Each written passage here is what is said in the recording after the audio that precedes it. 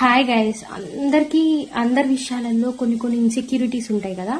అలా నా విషయంలో నా కలర్ ఒకటి, నేను కొంచెం డస్కీగా ఉంటాను.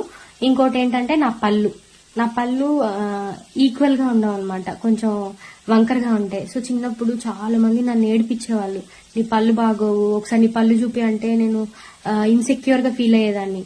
ఇన్ఫాక్ట్ నవ్వాలన్నా నవ్వేదాన్ని కాదు, నవ్వితే ఎక్కడ పళ్ళు కనిపిస్తాయని.